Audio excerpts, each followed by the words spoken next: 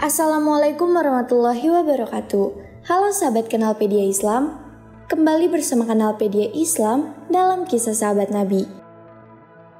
Dan kali ini kita akan menceritakan kisah Nabi Yahya yang dibunuh oleh Raja Herodus. Nabi Yahya alaihissalam merupakan putra Nabi Zakaria alaihissalam yang dinanti-nantikan kehadirannya untuk meneruskan risalah Allah Subhanahu wa Ta'ala. Saat itu, usia Nabi Zakaria sudah sepuh dan istrinya dalam keadaan mandul. Setiap saat, Nabi Zakaria berdoa kepada Allah agar dikaruniai seorang anak. Berpuluh-puluh tahun, doa itu tidak pernah terjawab. Ketika Nabi Zakaria berdoa kepada Tuhan untuk diberikan anak, Tuhan kemudian menjawab doanya pada Quran surat Maryam ayat 7 dan mengatakan bahwa anak itu diberi nama Yahya serta lam naj'alahu min qablu samian, artinya menurut satu riwayat dan belum pernah kami jadikan sebelumnya yang bernama seperti dia atau Yahya, dan menurut riwayat lain diartikan dan belum pernah kami ciptakan yang seperti dia secara umum, bukan hanya namanya saja. Sampai di sini sudah terlihat keistimewaan Nabi Yahya. Nabi Zakaria seperti juga Nabi Ibrahim boleh jadi menunggu puluhan tahun akan kelahiran anaknya. Namun, begitu Allah mengabulkan doanya, anak yang lahir bukan sembarang anak. Keistimewaan Yahya berikutnya, dia telah diberi hikmah. Sebagian ulama mengartikannya dengan kenabian sejak masih anak-anak. Pada suatu ketika, Nabi Yahya dibunuh karena menolak cinta seorang wanita putri raja, dan wanita tersebut menginginkan kematian baginda Nabi Yahya setelah cintanya ditolak. Setelah sang raja membunuh Nabi Yahya dan menghadiahkan kepalanya kepada sang putri, maka Allah menenggelamkan mereka dan keluarganya ke dalam tanah, dan rakyat pun bilang, Tuhannya Nabi Zakaria telah murka kepada raja kita.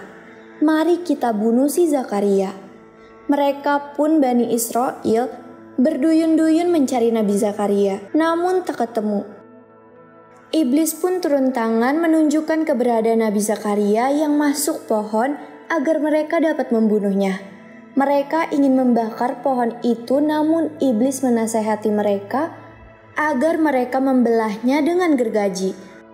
Maka terbelahlah pohon dan jasad mulia Nabi Zakaria, namun beliau tidak merasakan sakit. Penjelasan tentang sebab dibunuhnya Nabi Yahya alaihissalam, sebagian musafir menyatakan bahwa Yahya mati dibunuh atas perintah Kaisar Herodes. Kaisar yang lalim ini ingin menikahi anak tirinya sendiri. Yahya yang memegang teguh hukum Taurat menyatakan bahwa pernikahan tersebut terlarang. Kaisar Herodes haram menikahi anak tirinya sendiri.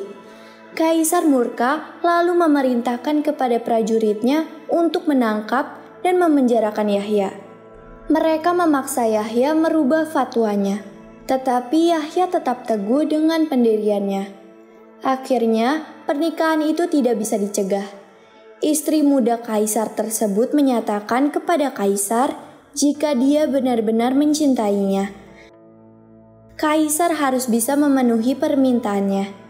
Tentu saja, Kaisar menyanggupinya dengan segala senang hati. Di luar dugaan, istri muda Kaisar itu minta diberi hadiah kepala Yahya.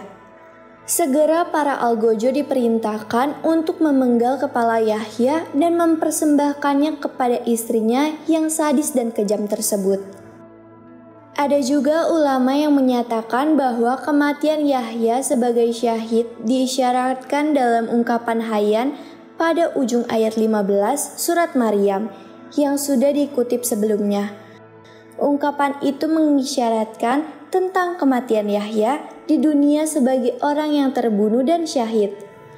Ini karena para syuhada tidak mati tetapi tetap hidup sebagaimana ditegaskan dalam surat Ali Imran ayat 169. Allah Subhanahu wa taala berfirman, "Janganlah kamu mengira bahwa orang-orang yang gugur di jalan Allah itu mati.